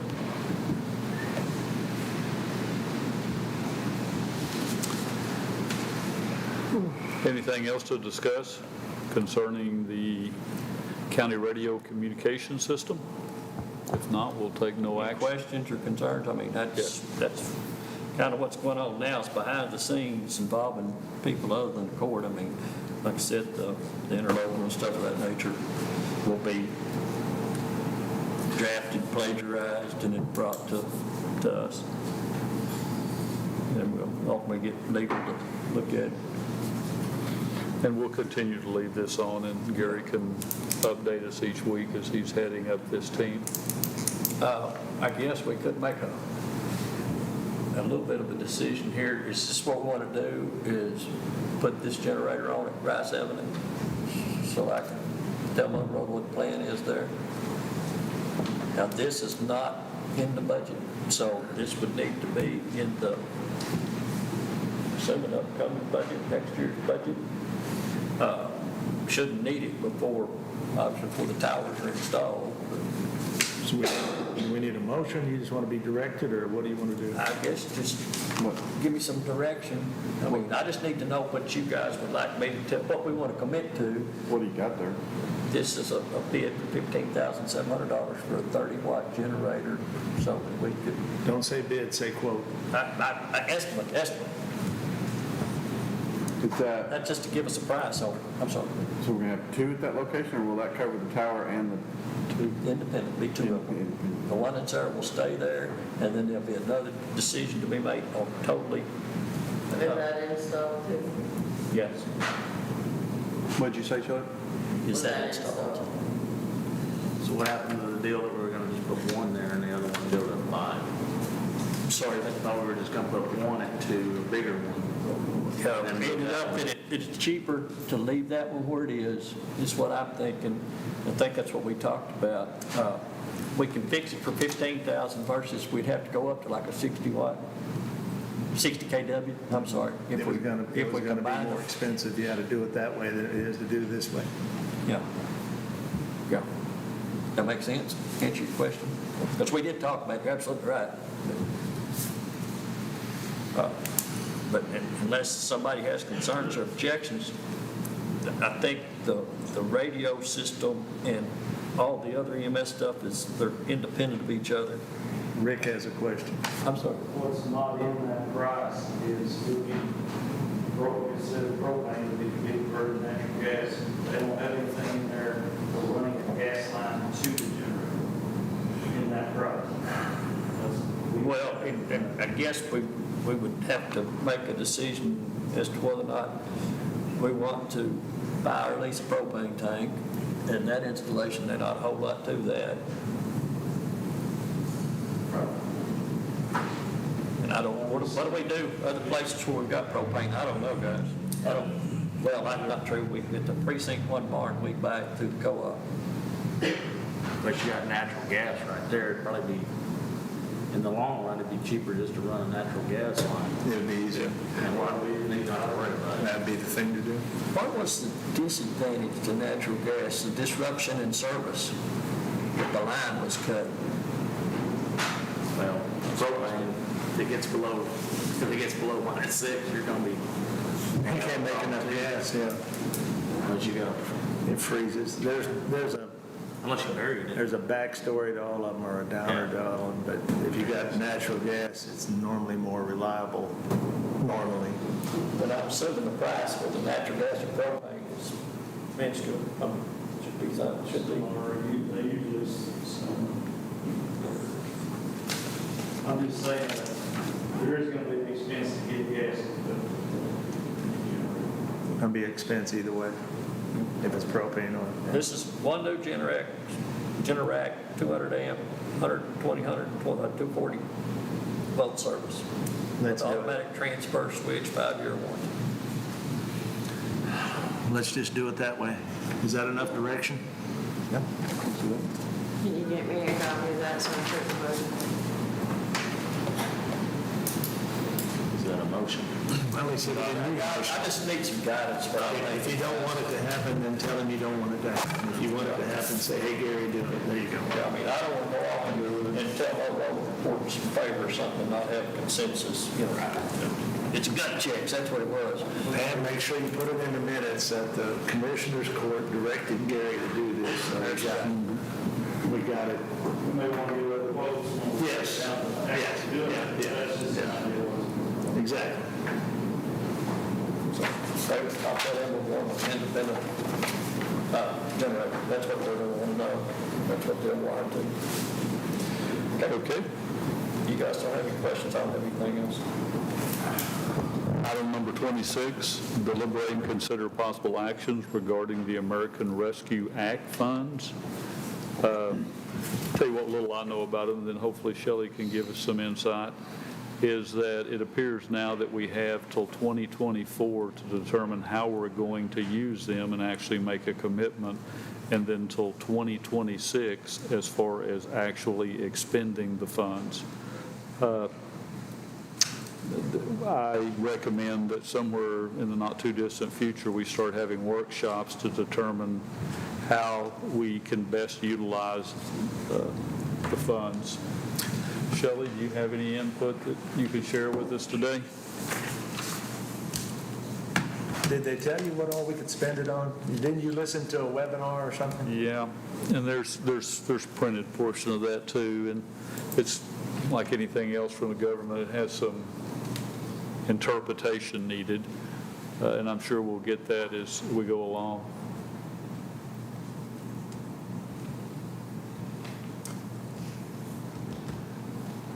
There's 6 categories.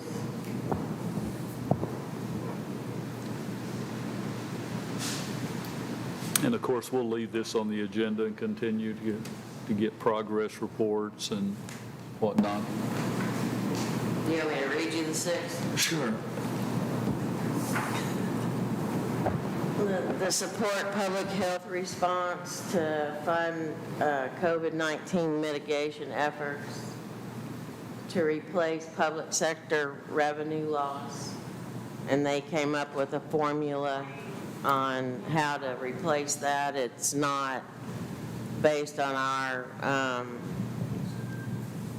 estimates or what we budgeted. They've come up with a formula that everybody has to use. Oh, across the board? Yeah. Yeah. Water and sewer infrastructure, which we don't do, that's more for cities. Address negative economic impacts.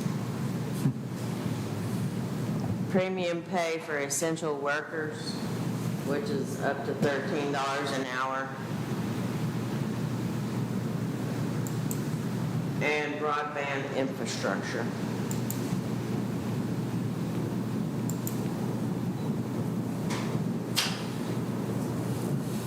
Now, if you do the premium pay, then that's something that you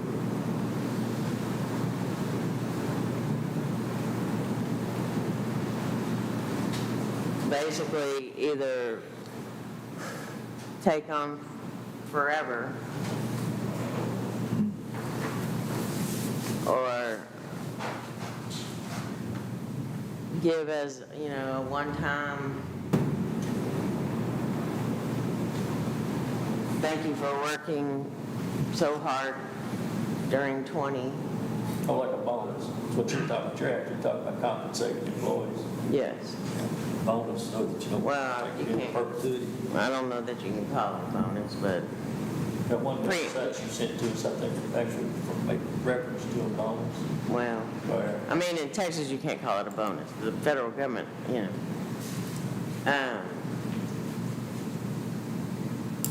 But they cut it off in 23.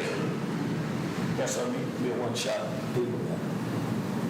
So, I mean, if you give $13 an hour and you say, well, at the end of 23, I gotta take that back. That would make it difficult. December 31st of 23 is when the premium pay ends for reporting purposes. And then who do you give that money to? Anybody you want to. In the whole county or employed by the county? Those are your employees. So a lot of, well, For premium pay. I'll say it, a lot of people were laid off, didn't have a job, lost their insurance. Well, I mean, I get where they're headed. I understand where they're I headed. mean, if we can't help those folks that's outside the county Yeah. realm, so do we not, provide our own?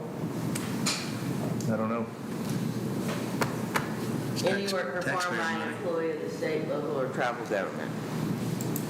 I mean, I don't promote the program. I mean, obviously our grandkids are going to pay for it, but Yeah, I think we're going to need to have a workshop and get a little bit more information and better understand. But the only real kind of infrastructure would be water, sewer, and broadband. You can,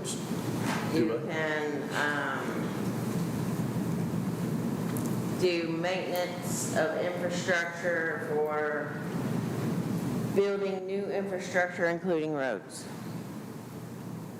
That has to be new. Again, we need to digest it. We could, Yeah. Yeah, when will somebody finally say,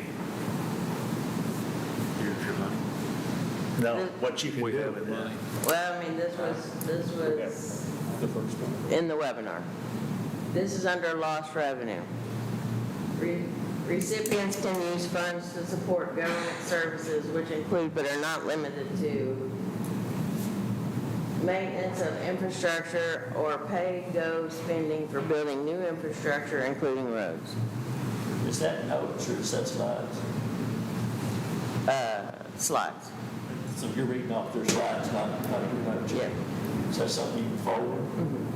Or maybe- Modernization of cybersecurity, so that's one thing we can address, Yeah. including hardware, software, and protection of critical infrastructure. Okay. You'd still want to be careful about signing up for any contract beyond what, 2023 or 24? Well, 24 is the end of the program. So you wouldn't want to sign up for a bunch of stuff beyond 24, $1 million a year. And we got half the money Thursday, we'll get the other half next year. Well, you wouldn't want to sign yourself for a long-term contract, but the whole cybersecurity thing hits pretty close to home. I'm not saying sign up for long-term contracts, but there may be infrastructure things that we need. I'll put it back to the max while you got this money. Up the quality of the equipment and all that, without getting into the weeds too much, but, Well, if everyone would start thinking about a wish list of things that you think would be appropriate, and we'll put together a workshop and try to determine what are the priorities for the county and go from there. One more question. Is this going to be managed like FEMA manages the road grants and all that? Conan Resnick will be, No, it's not, this is the U.S. Treasury. okay, this doesn't have to go through any of that. No, but it has to be reported like the CARES grant. Yeah. Very tedious, very, It comes with its own level of difficulty, yeah, I'm sure. and it has to be quarterly. quarterly. And they'll probably monitor it closer than FEMA. Do you think they'll re-audit all that too, probably in the long run? Maybe. Well, the way you report it, Yeah.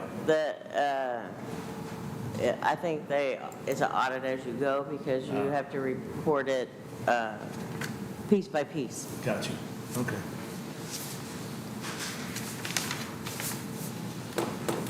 Anything else? Thank you, Shelley. Item number 27, deliberate and consider possible actions regarding various grant funds. I think that's still Shelley. You have in your packet to sign the closeout documents for PW 554 for Precinct 4. We haven't been paid for that yet, but they are assuring me that the money is coming and they won't submit the closeout forms until we are paid. That's your big road, Leon, the 461. 417? 417, the big one? Yeah. Okay. They asked me for one more copy of the canceled check last week. I sent it to them. They say that that's the last document they will ask for, request for payment for 3 through 8. So there's 5 roads, 6 roads, 3 through 8, 6 roads that they're working on to close that PW out. You got paid $53,555.64 on PW 401. That PW is closed, so I'm surprised they haven't sent the closeout documents on that one.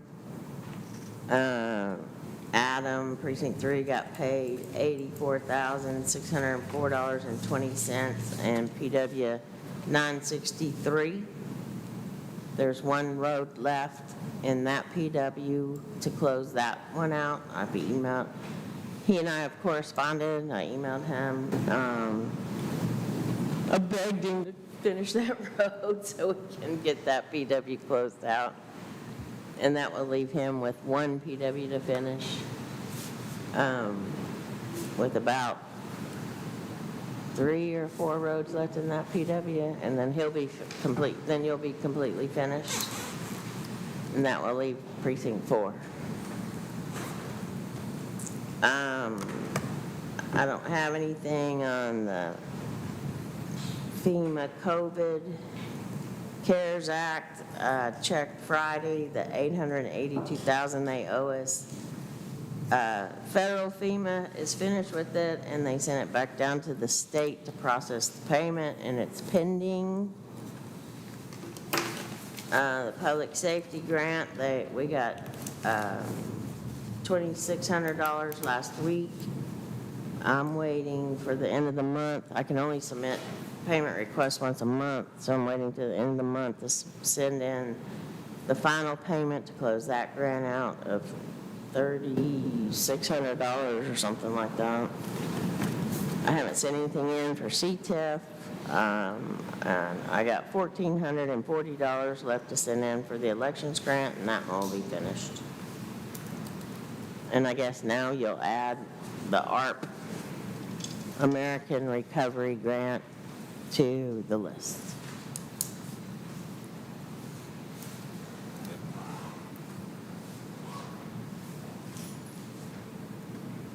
And so when the auditor was here this morning and he told you about the single audit that they always choose the one that has the most money.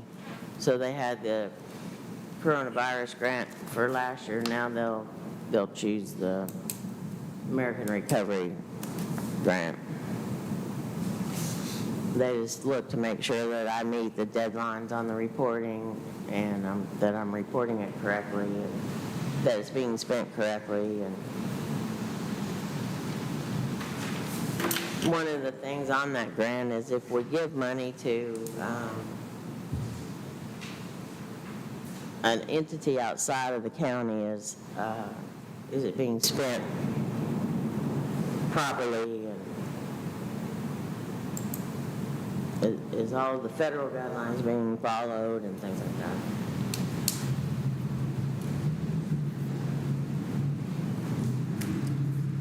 Anything else on grants?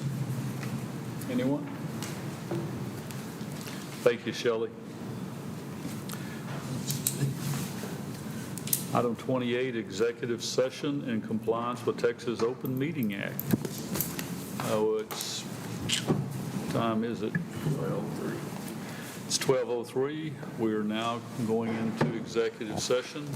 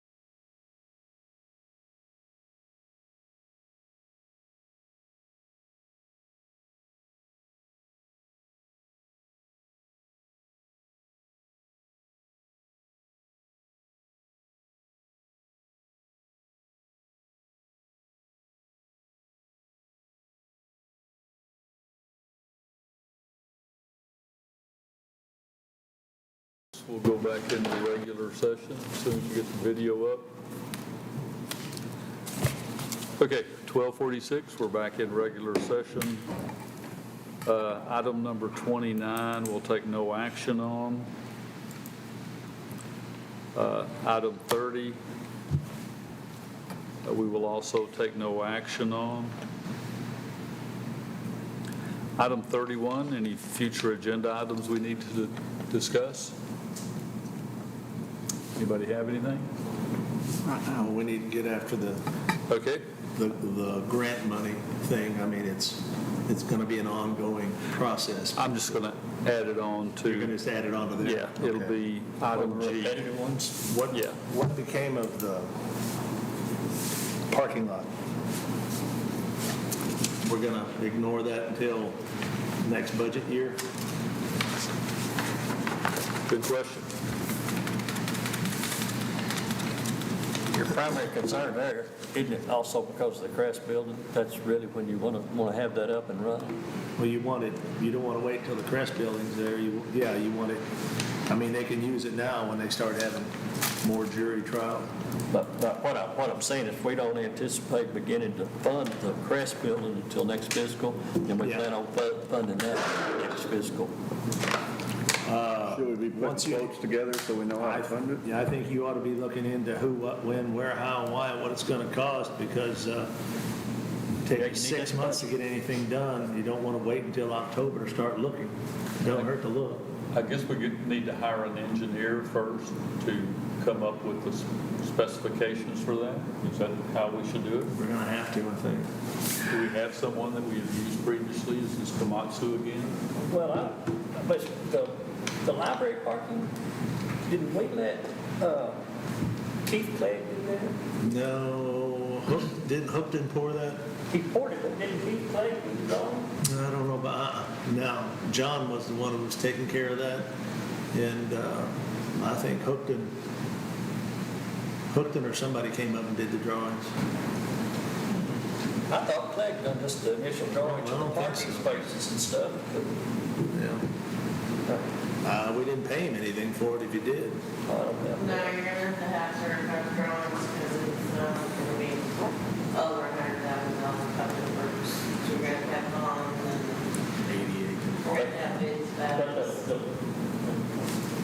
preliminary drawing, I was thinking, is get some idea of what we want to put out there for, the design, what we want to get engineered. I don't know. Well, you gotta get somebody. Rick can tell us if he did. I'll get with Ricky and see if we can find somebody to bid it, and I'll get with Shelley and see how we go about, or not bid it, but to design it, or give us some design options. I would think there would be several different options of how we can enter it, how we can lay out the parking places. I don't know. It's already June, July, August, September, 4 months. Before we know it. We're going to be in the new year, so as slow as all this stuff goes, time you get an engineer, get the drawings, get any kind of proposal. We're talking our school, we need to just know it is a future agenda, because we're sitting here discussing a plan. I don't disagree that we need it, but. I'm just discussing a future agenda item. Nope. I'll put it on the agenda for next time as a future agenda item, and in the meantime, I'll try to get more information. Anything else for further future agenda? Item 32, adjourn. Motion? Have a motion to adjourn by Commissioner Snuggs, seconded by Commissioner Arndt. All in favor, please signify by saying aye. Aye. Opposed? Ayes have it. We are adjourned. Hey, don't run off, guys. I need a picture of us all five.